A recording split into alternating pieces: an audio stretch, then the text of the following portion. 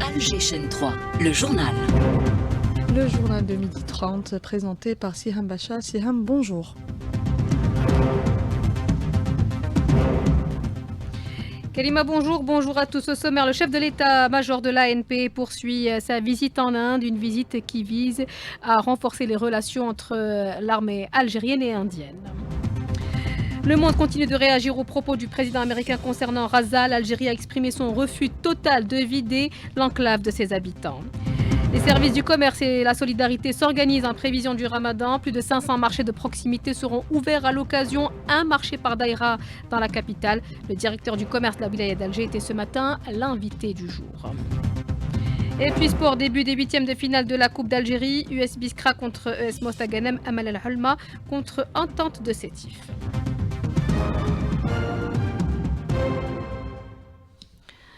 Madame, Monsieur, bonjour et bienvenue. Le général d'armée, Saïd Chengriha, ministre délégué auprès du ministre de la Défense, poursuit aujourd'hui sa visite officielle en Inde sur invitation de son homologue.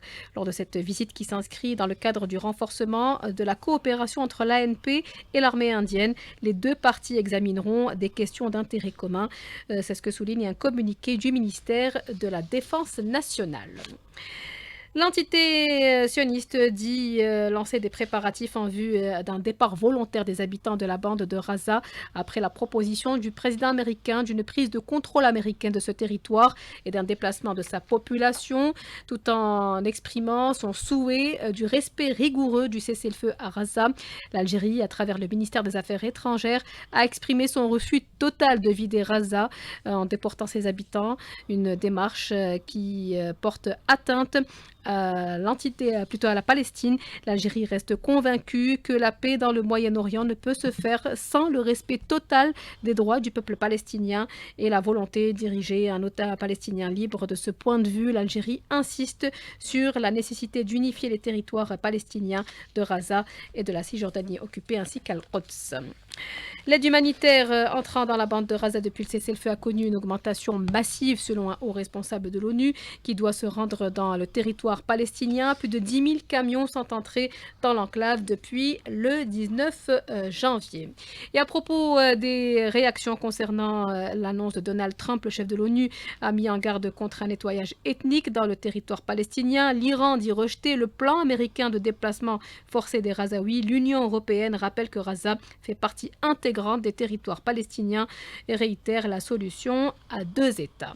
En Cisjordanie occupée, l'occupation sioniste poursuit son agression en toute impunité dans la ville de Jenin et son camp de réfugiés. Pour le 17e jour consécutif, l'agresseur sioniste a assassiné 25 civils palestiniens et blessé d'autres, détruit 180 maisons. Selon le comité des médias du camp de Jenin, des martyrs et des blessés à Tulkarem et son camp, dès les premières heures, les forces d'occupation ont tiré des balles sur les maisons de citoyens. Un point de situation avec Nasser Abou Bakr, journaliste palestinien se trouvant actuellement à Ramallah. Il est contacté par Kalima Hasnaoui. Les forces d'occupation israéliennes poursuivent leurs opérations militaires brutales dans le camp et la ville de Jenin, en même temps qu'ils mènent une autre opération dans le gouvernorat de Tolkaram, dans le camp de Nor Shams et dans la ville de Tomacher aussi.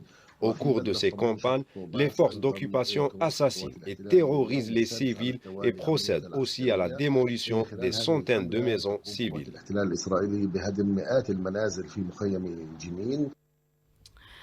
Nouvelle victoire pour les Sahraouis. La Cour de justice de l'Union européenne rejette une demande de la Commission européenne visant à déformer la démographie du Sahara occidental, a relevé l'Observatoire international Western Sahara Resource Watch, soulignant que cette décision réaffirme le droit du peuple sahraoui à l'autodétermination.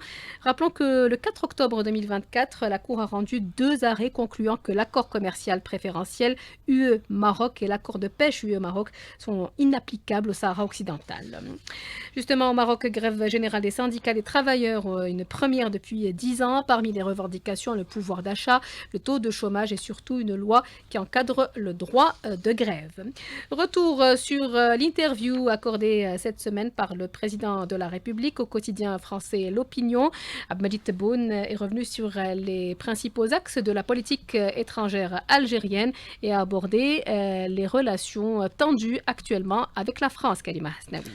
Le président Abdelmajid Tebboune a déploré que le dialogue politique entre l'Algérie et la France est quasiment interrompu en pointant du doigt les déclarations hostiles tous les jours de politiques français comme celle du député de Nice Éric Ciotti qui qualifie l'Algérie d'État voyou ou encore du petit jaune du Rassemblement national Jordan Bardella qui parle de régime hostile et provocateur. Le président Tebboune a néanmoins tenu à apporter cette précision. Personnellement, je distingue la majorité des Français de la minorité de ces forces rétrogrades et je n'insulterai jamais votre pays. Le chef de l'État a expliqué son souhait d'éviter une séparation qui deviendrait irréparable. Encore faut-il que le président français, les intellectuels, les partisans de la relation puissent faire entendre leur voix, a martelé le président de la République. Nous commémorons ce week-end les massacres de Sariyed Sidi Youssef. Ce village tunisien a été violemment bombardé par l'armée française en 1958 pour avoir servi de base arrière à l'ALN. Bilan 79 victimes, dont des femmes et des enfants. Ces événements sont survenus un 8 février. On y reviendra donc plus longuement dans l'édition de samedi. En attendant, le forum du quotidien Al-Moudjahid y était consacré cette semaine. L'invité Saïd Moqaddam, secrétaire général du conseil consultatif de l'UMA, n'a pas manqué d'évoquer justement la campagne haineuse entretenue par l'extrême droite française contre l'Algérie. Ces propos sont recueillis par Smaïl Mimouni. Aujourd'hui, l'extrême droite essaye d'exercer des pressions sur le président et le gouvernement français pour s'attaquer à l'Algérie et aux intérêts de l'Algérie. Ils ont exploité leur existence, même leur présence au niveau du Parlement européen pour lui dicter un communiqué qui condamne l'Algérie, notamment en matière des droits de l'homme, et ils profitent surtout du suivi de cadre algérien, si on peut dire, social, pour l'utiliser à des fins uniquement subjectives et pour s'attaquer à l'Algérie et aux intérêts de l'Algérie. Maintenant, toute l'Afrique est contre la France. Toute l'Afrique est avec l'Algérie, notamment pour dire qu'il n'y a plus d'ombre ou de zone d'ombre en Afrique. Même l'accord de Sykes-Picot n'existe plus pour le monde africain et en même temps certains pays arabes. 12h bientôt, 38 minutes sur Alger 3. Près de 500 marchés de proximité seront ouverts durant le ramadan.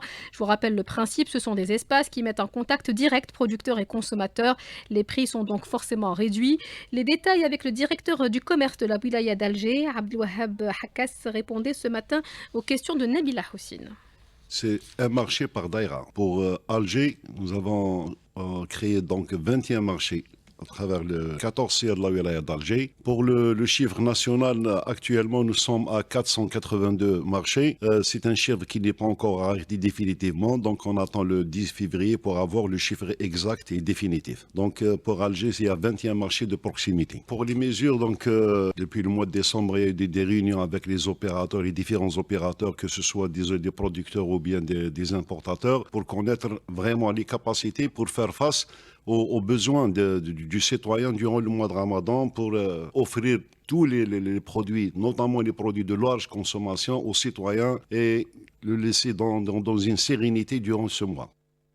Toujours en prévision du ramadan, à TBC, les acteurs de l'organisation de la filière d'élevage de bétail et de la production des viandes rouges participent aujourd'hui à une rencontre régionale. Les personnes en difficulté peuvent toujours compter sur l'aide des collectivités locales ainsi que celle des associations. L'exemple Askigda avec notre correspondant permanent, Mohamed Tahar Aissani. Entre soutien financier, restaurant solidaire et mobilisation citoyenne, la chaîne de générosité est plus active que jamais. Saleh Chouf, directeur de l'action sociale de la wilaya de Skikda. Actuellement, le nombre de bénéficiaires ou de candidats qui ont bénéficié de l'opération dépasse les 60 000. Le ministère de la Solidarité nationale, de la famille et de la condition de la femme a alloué 25 millions de dinars algériens pour la prise en charge des familles démunies, soit environ 2400 290 familles issues de différentes communes. Concernant les restaurants dédiés à la rupture du jeûne au niveau de la wilaya, plus de 35 demandes ont été reçues jusqu'à présent pour l'ouverture de restaurants de l'iftar ou de restaurants pour passants dans l'ensemble des communes de la wilaya. Cela reste ouvert à tous les bienfaiteurs et associations souhaitant soumettre d'autres demandes pour étude. Jusqu'à présent, plus de 30 restaurants dédiés à l'opération de solidarité ont été inspectés et ont reçu un accord de principe pour ouvrir ces établissements à travers toutes les communes de la wilaya. À Skikda, la solidarité ne s'arrête pas aux paroles. Ensemble, faisons de ce Ramadan un symbole de générosité et d'humanité. De Skikda, Mohamed Tarah Hisseni pour la chaîne 3. À Batna, plus de 850 millions de dinars ont été collectés pour les opérations de solidarité durant le Ramadan, selon le Wali Mohamed Ben Malek. Séance plénière ce jeudi à l'Assemblée nationale. Les députés adressent des questions au ministre de l'Énergie, l'Intérieur, l'Habitat, les Travaux publics, les Transports ou encore l'Environnement. Il y a eu réunion du gouvernement. Hier, l'exécutif est entre autres revenu sur la dernière réunion Wali-gouvernement ou encore sur les moyens de promouvoir le sport d'élite. Linda Bouhadma. Il s'agissait de dresser un état des lieux de la situation et de faire un bilan de l'investissement de l'État en matière d'encadrement, de formation et de prise en charge des talents sportifs algériens. Une problématique sociétale a aussi retenu l'attention du gouvernement, les mécanismes de prise en charge des femmes victimes de violences. C'est ainsi que le gouvernement a suivi un exposé sur la réalité de ce phénomène dans notre pays en examinant l'arsenal juridique existant pour protéger les femmes contre les violences. La réunion de l'exécutif a également examiner les recommandations issues de la dernière rencontre Wali-gouvernement de décembre dernier. Une rencontre tenue sous le haut patronage du président Abdelmajid Tebboune. Rappelez-vous, il était question du rôle des collectivités locales dans le développement de l'investissement et de la création d'emplois. Quelques points avaient été retenus: l'achèvement de constructions privées, le renforcement de l'offre immobilière au profit des OPGI, ainsi que la récupération des terres non exploitées. Enfin, le gouvernement a examiné le projet de la ligne ferroviaire Bouchkof-Oued el-Kebrit destinée au transport du phosphate intégré. Le ministre de l'Enseignement supérieur et de la Recherche scientifique a procédé ce matin à l'inauguration de la plateforme technologique pour les prototypes de turbines éoliennes.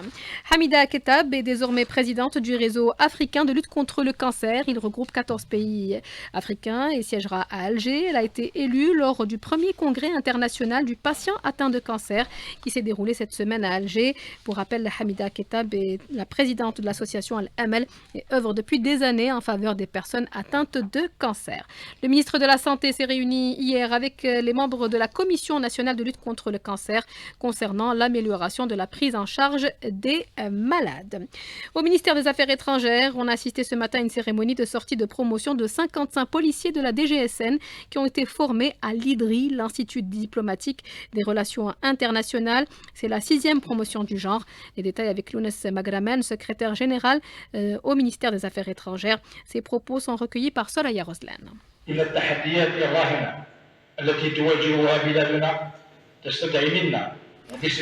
défis actuels auxquels fait face notre pays nous imposent de manière persistante une formation et une qualification de haut niveau de nos institutions, aussi bien sécuritaires que celles qui relèvent du corps de la police, et cela conformément à l'évolution que connaît le monde aujourd'hui. Nous avons d'ailleurs insisté sur cet aspect durant l'organisation de ces sessions de formation.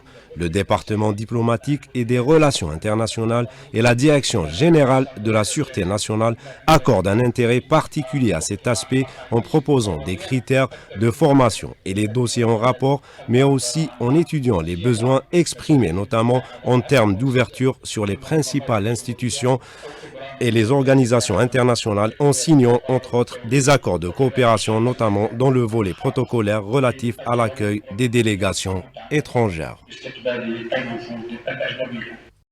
Ahmed Ghazali a été accompagné hier à sa dernière demeure. L'ancien chef du gouvernement a été inhumé au cimetière de Benaknoun en présence d'une foule nombreuse.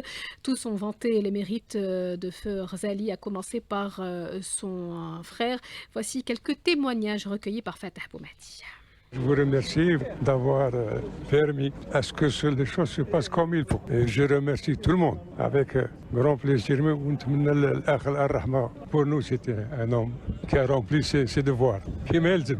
c'est un grand homme. Il a tout donné à ce pays-là. C'est une fierté pour nous. Allah yarhamou salih.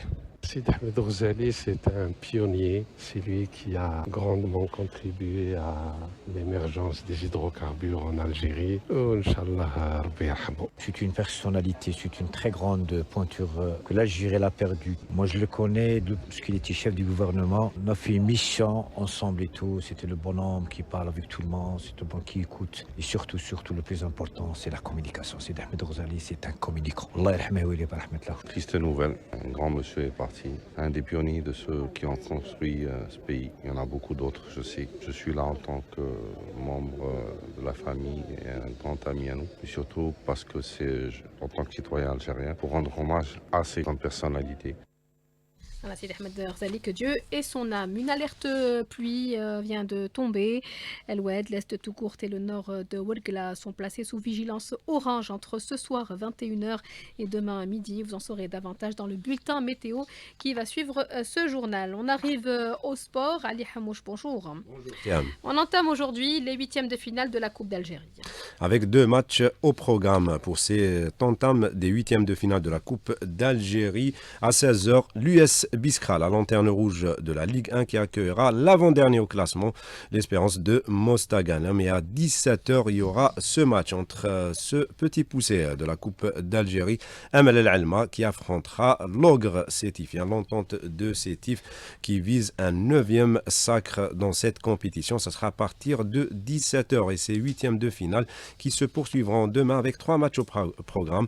Le CR Aitimouchent qui accueillera le CR Bnitamou, ça sera à 15h. À la même heure, le Mouloudia de Béjaïa qui affrontera la JS Hay El Jabal. Et enfin, ce choc entre le Mouloudia d'Oran et l'USM El Harraj, ça sera à partir de 18h. Et hier, on a vu la qualification de l'Olympique de Arkbou pour les 16e de finale de la Coupe d'Algérie après avoir battu 1-0 le CS Constantine, demi-finaliste de la dernière Coupe d'Algérie. Et lors des 8e de finale, l'Olympique de Arkbou, 16e de finale, pardon, l'Olympique de Arkbou qui affrontera le MG Erzou. Et le vainqueur de cette confrontation affrontera en 8e de finale le Mouloudia d'El Bayed. Ce journal est à présent terminé. Merci à vous de l'avoir suivi, à toute l'équipe qui nous a accompagnés. Amine Segni était à la réalisation, Nesrine à la régie d'antenne, Nassim à la technique et Mouni au streaming vidéo. Tout de suite, c'est Amine Mounier pour la météo. Très bonne suite des programmes sur la chaîne 3.